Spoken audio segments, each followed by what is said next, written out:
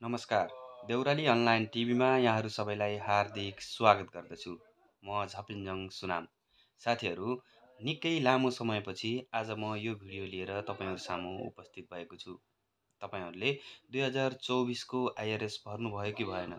यदि तपाईँको आइआरएस तपाईँ आफैले भर्न चाहनुहुन्छ भने देउराली अनलाइन टिभीमा गएर तपाईँले आइआरएस भर्ने भिडियो हेर्न सक्नुहुन्छ। त्यसको लिङ्क म डिस्क्रिप्सन पनि राख्नेछु। यदि तपाईँ सिङ्गल हुनुहुन्छ भने तपाईँले सिङ्गल भिडियो पनि मैले बनाएको छु। यदि तपाईँ फ्यामिलीसहित हुनुहुन्छ भने तपाईँहरूले जुन्तो आइआरएस कसरी भर्ने भन्ने बारेमा पनि भिडियो बनाएको छु।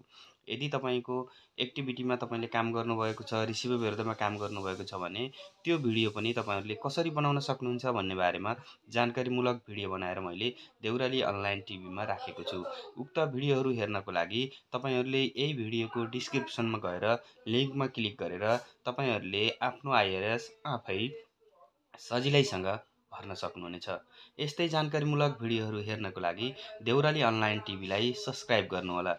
साथमा आउने बेल आइकन थिच्नुहोला अनि अल अप्सनलाई ओके गर्नुहोला, जसका कारण तपाईँले सबैभन्दा पहिला हामीले अपलोड गरेको भिडियोको नोटिफिकेसन पाउनुहुनेछ।